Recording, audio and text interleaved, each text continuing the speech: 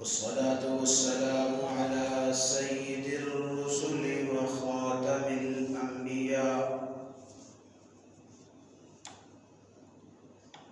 رب اشرح لي صدري ويسر لي أمري واحلل عقدة من لساني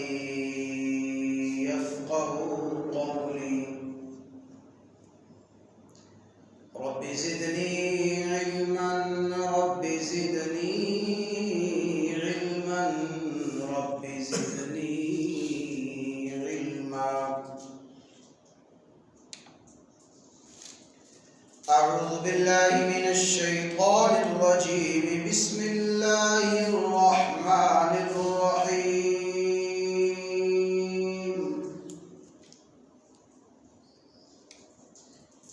يا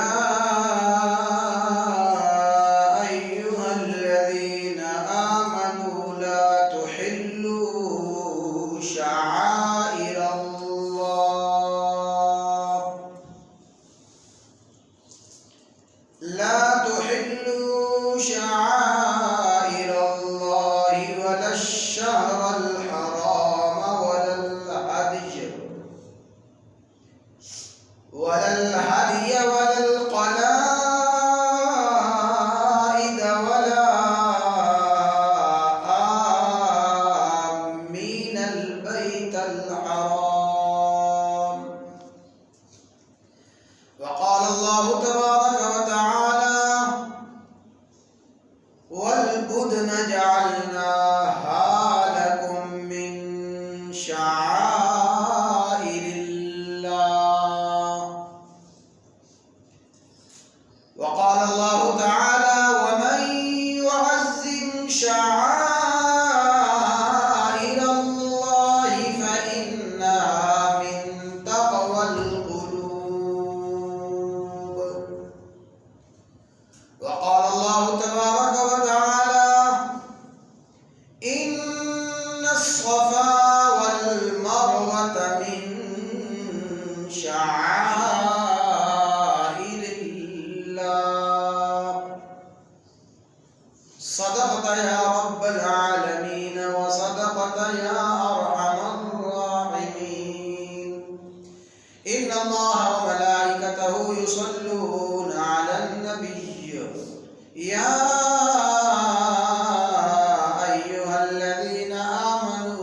صلوا عليه وسلموا تسليما.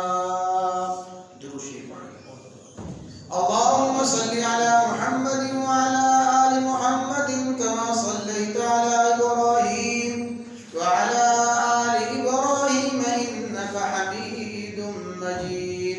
اللهم بارك على محمد وعلى آل محمد كما باركت على إبراهيم وعلى آل إبراهيم إنك حميد مجيد.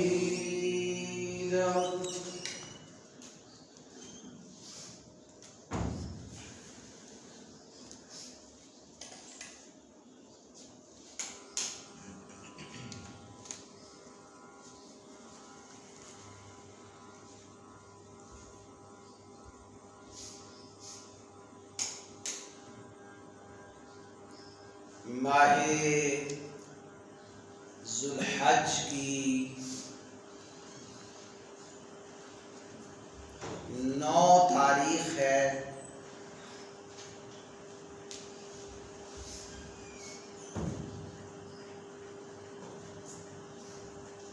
دو اہم اسلامی شعائر، دو اہم اسلامی عبادات شروع ہیں. حج کی عبادت اور قربانی کی عبادت کا آغاز ہو چکا ہے.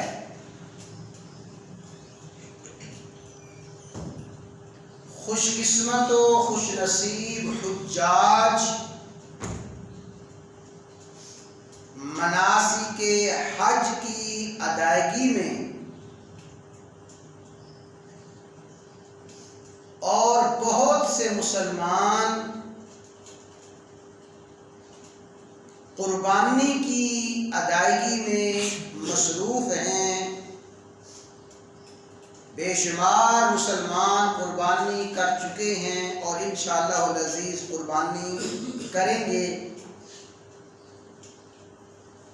یہ ایام حج اور قربانی کے ہیں.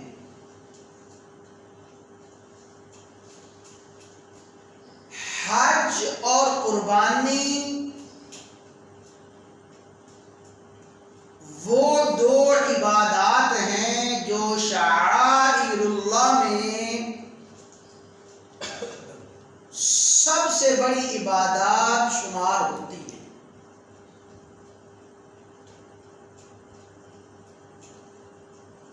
اللہ تبارک و تعالی نے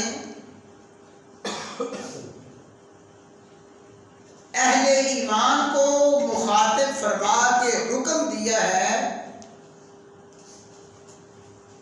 یا ایھا الذین آمنوا، اے اہل ایمان، لا تحلوا شعائر اللہ،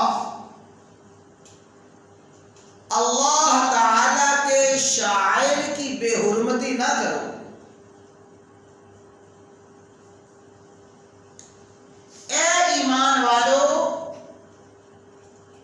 شعائر اللہ کی بے قدری اور بے ادبی نہ کرو. شعائر اللہ میں کون کون سی چیزیں ہیں؟ وَالشَّهْرَ الْحَرَامِ، حرمت والے مہینوں کی ناقدری اور بے حرمتی نہ کرو. وَلَلْحَدِيَ، قربانی کے جانور شعائر اللہ ہیں، ان قربانی کے جانوروں کی بے حرمتی نہ کرو. وَلَلْقَلَائِدَ، خاص کر وہ جانور جن کو حجاج ذبح کرنے کے لیے اللہ کے حضور پیش کرتے ہیں، وہ حج کے موقع پہ ذبح ہونے والے جانور شعائر اللہ ہیں. ان شعائر اللہ کی بے حرمتی نہ کرو. وَلَا آمِّينَ الْبَيْتَ الْحَرَامِ، اور وہ خوشبخت، وہ خوش نصیب جو بیت اللہ کا ارادہ کر کے گھر سے روانہ ہوتے ہیں، بیت اللہ کی زیارت کے لیے، حج کی، عمرے کی ادائیگی کے لیے گھروں سے چلتے ہیں، وہ بیت اللہ کا قصد اور ارادہ کرنے والے خوشبخت وہ شعائر اللہ ہیں. ان شعائر اللہ کی بے حرمتی نہ کرو. دوسرے مقام پہ ارشاد ہے، وَالْبُدْنَ جَعَلْنَاهَا لَكُم مِّن شَعَائِرِ اللَّهِ،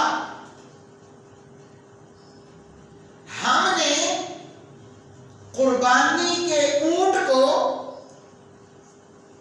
وہ اونٹ جو قربانی کے لیے پیش کیا جا رہا ہے، اس بدنا کو ہم نے شعائر اللہ بنایا ہے.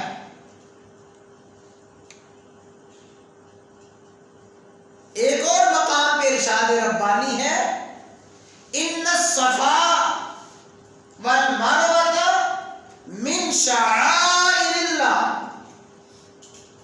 صفا پہاڑی، مروہ پہاڑی، یہ صفا اور مروہ یہ دونوں شعائر اللہ میں سے ہیں.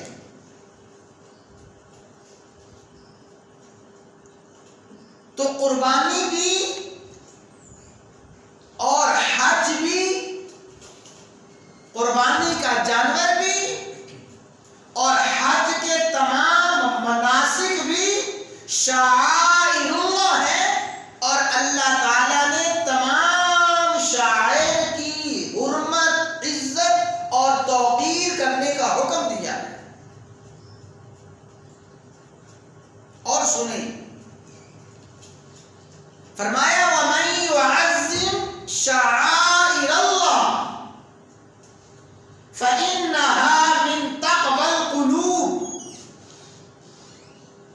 جو شخص شعائر اللہ کی عظمت کرتا ہے، جو شخص شعائر اللہ کا احترام کرتا ہے، شعائر اللہ کا احترام کرنے والا، شعائر اللہ کا ادب کرنے والا، اس کا دل تقوی سے مالا مال ہوتا ہے۔ متقی شخص، متقی فرد شعائر اللہ کی تعظیم کرتے ہیں۔ تو شعائر اللہ، اللہ کے شعائر، شعائر اللہ میں سب سے پہلے حج ہے، اور شعائر اللہ میں قربانی کا جانور ہے۔ قربانی اور حج یہ دونوں شعائر اللہ میں سے ہیں، اور اللہ تعالیٰ نے شعائر اللہ کی تعظیم اور ادب اور احترام کرنے کا حکم دیا ہے۔ شعائر اللہ، شعائر یہ جمع ہے شعیر کی، شعیرہ کی، اور شعیرہ کا معنی ہے علامت، شعیرہ کا معنی ہے نشانی۔ شعائر اللہ کا لفظی معنی ہوا اللہ تعالیٰ کی نشانیاں، شعائر اللہ کا لغوی معنی ہے اللہ تعالیٰ کی علامات۔ علامات اور نشانیاں یہ دوسری چیز کے علم کا ذریعہ بنتی ہیں۔ علامت، علامت کا معنی ہے ذریعہ علم۔ مثال سے سمجھیں، دھواں ہے، آپ نے کسی مقام سے دھواں اٹھتا ہوا دیکھا، یہ دھواں علامت بنا، ذریعہ علم بنا آگ کا، کہ جہاں سے یہ دھواں اٹھ رہا ہے معلوم ہوتا ہے کہ وہاں پہ آگ جل رہی ہے۔ اسی طرح مثال سے سمجھیں، آپ نے چلتے چلتے زمین پہ نشانات قدم دیکھے، نشانات قدم دیکھے آپ نے، یہ علامت ہے، نشانی ہے کہ یہاں سے کوئی گزر کے گیا ہے۔ نشانات قدم علامت ہے، دھواں علامت ہے۔ اسی طرح شعائر اللہ کا معنی اللہ تعالیٰ کی علامات، اللہ تعالیٰ کی نشانیاں، ہر وہ حکم، اب اصطلاحی معنی سمجھیں، ہر وہ حکم اور ہر وہ عمل جو اللہ تعالیٰ کی قربت کی نشانی اور قربت کا ذریعہ بنتا ہے، ہر وہ عمل جو اللہ تعالیٰ کے تقرب کا ذریعہ بنتا ہے، ہر قرب الہی کا ذریعہ بننے والا عمل، وہ شعائر اللہ میں داخل ہے۔ قرب الہی کا ذریعہ بننے والا، اللہ تعالیٰ کے تقرب کا ذریعہ بننے والا ہر عمل وہ شعائر اللہ ہے۔ اور اس عمل کو دیکھ کر اور عمل کرنے والے کو دیکھ کر اللہ تبارک و تعالیٰ کی پہچان، اللہ تعالیٰ کا تعارف، اللہ کی معرفت حاصل ہوتی ہے۔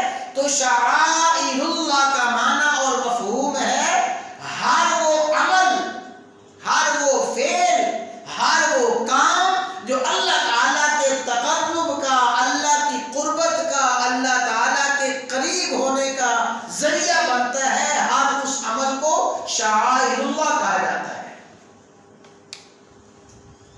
اور ہر وہ عمل جو اللہ تعالیٰ کی قربت کا ذریعہ بنتا ہے، اللہ تعالیٰ نے ہر اس عمل کی تعظیم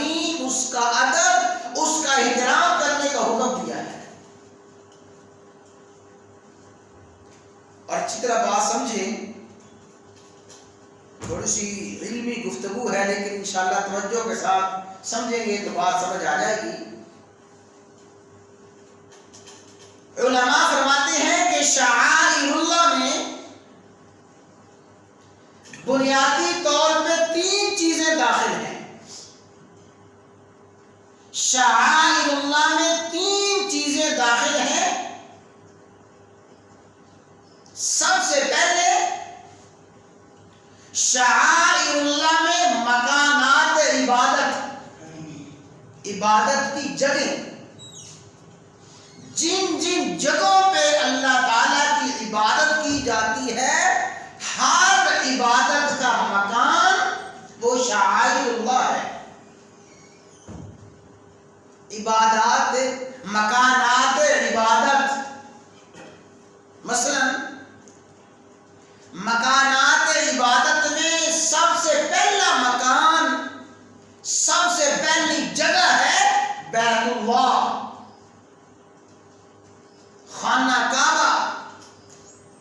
تو گویا خانہ کعبہ شعائر اللہ میں سب سے بڑا شاعر ہے۔ خانہ کعبہ سب سے بڑا شاعر ہے۔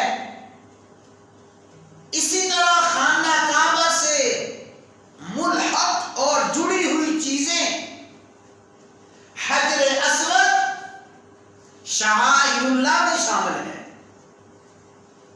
ملتزم اور حتیم اور میزاب، یہ تمام کی تمام اشیاء شعائر اللہ میں داخل ہیں۔ صفا اور مروہ، ان الصفا والمروہ من شعائر اللہ، صفا مروہ شعائر اللہ میں داخل ہیں۔ اسی طرح تمام مناسک حج، مثلا میدان منی، عرفات، مزدلفہ، جمرات، یہ سارے کے سارے مکانات ہیں، ساری کی ساری جگہیں ہیں۔ تو شعائر اللہ میں سب سے پہلا درجہ ہے مکانات عبادت، یعنی عبادت کی جگہوں کا، جو عبادت کی جگہیں ہیں وہ شعائر اللہ میں داخل ہیں۔ مکانات عبادت۔ اور دوسرا ہے اوقات عبادت، اللہ تعالیٰ کی عبادت کے مخصوص اوقات عبادت، مثلا یہی ذوالحجہ کے ایام، ذوالحجہ کے گزرنے والے دن، یہ کیا ہے؟ اوقات عبادت ہیں۔ یہ اوقات عبادت شعائر اللہ میں ہیں۔ اسی طرح تہجد کا وقت شعائر اللہ میں ہے۔ عیدین کا دن، جمعہ کا دن، رمضان المبارک کا مہینہ، یہ ہے اوقات عبادت۔ اوقات عبادت شعائر اللہ میں ہے۔ اور تیسرے نمبر پہ ہے علامات عبادت، وہ اشیاء جو عبادت کی علامات ہیں۔ مثلا اذان عبادت کی علامت ہے۔ نماز کا وقت ہو گیا ہے، نماز کے لیے بلایا جا رہا ہے، اذان اس کی علامت ہے۔ اقامت علامت ہے با جماعت نماز کی۔ وضو علامت ہے عبادت کی۔ علامات عبادت شعائر اللہ میں داخل ہیں۔ اوقات عبادت شعائر اللہ میں داخل ہیں۔ مکانات عبادت کی ساری جگہیں وہ شعائر اللہ میں داخل ہیں۔ اور فرمایا وَمَن يُعَظِّمْ شَعَائِرَ اللَّهِ، جو شخص بھی شعائر اللہ کی تعظیم کرتا ہے اس کا دل تقوی سے مالا مال ہوتا ہے۔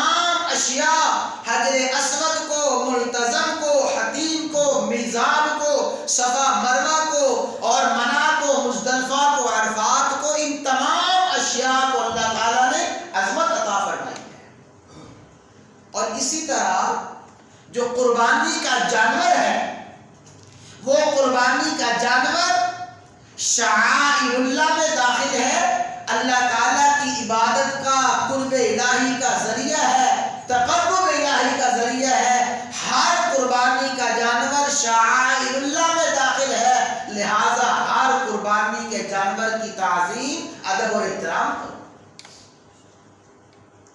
بیت اللہ کا ادب ہے، بیت اللہ کا احترام ہے، اس لیے کہ بیت اللہ اللہ کے شعائر میں سے ہے۔ قربانی کے جانور کا ادب اور احترام ہے، اللہ کے شاعر میں سے ہے۔ اس لیے رسول اللہ صلی اللہ علیہ وسلم نے ارشاد فرمایا فَطِيبُوا بِهَا نَفْسًا، جب قربانی کا جانور اللہ تعالیٰ کے حضور پیش کرو، طیبوا بِهَا، خوش دلی کے ساتھ پیش کرو، انتہائی ذوق کے ساتھ، شوق کے ساتھ، محبت کے ساتھ قربانی کا جانور خریدو، خوش دلی کے ساتھ خریدو، اور خوش دلی کے ساتھ اس جانور کی عزت کرو، اس جانور کا احترام کرو، اس کی ضروریات کا خیال رکھو۔ کیوں کہ یہ جانور اللہ تعالیٰ کے شاعر میں سے ہے، اللہ تعالیٰ نے شاعر کو عظمت عطا فرمائی ہے۔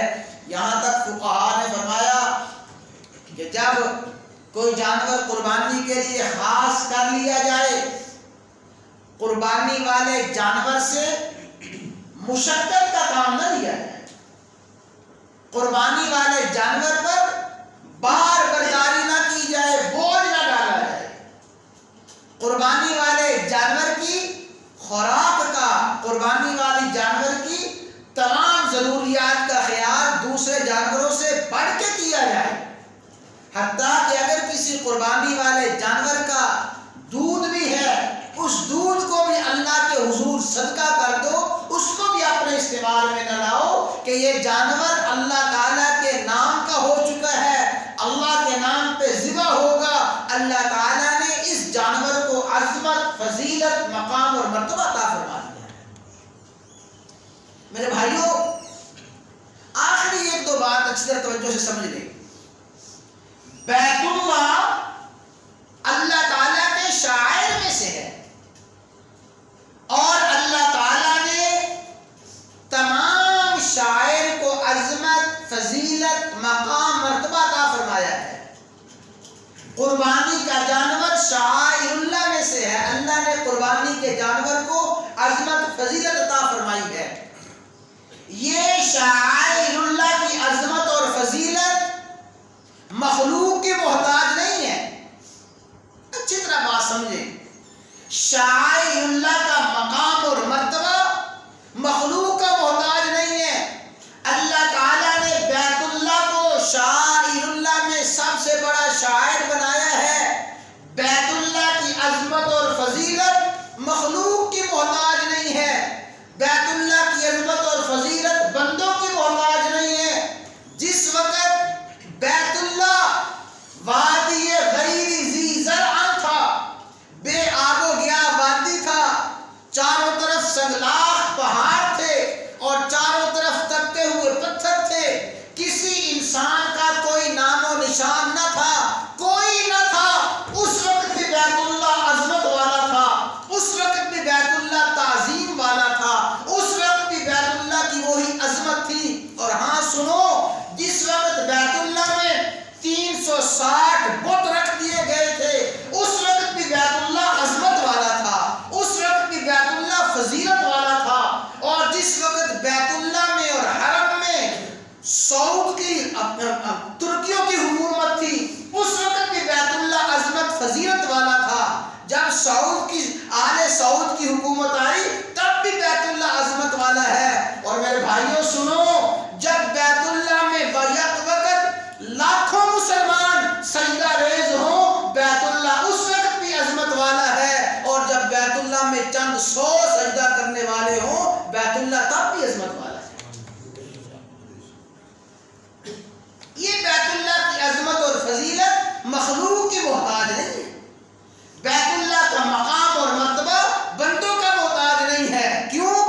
اللہ اکبر، اللہ سب سے بڑا ہے، ساری کی ساری مخلوق اس کی کبریائی کے ترانے گائے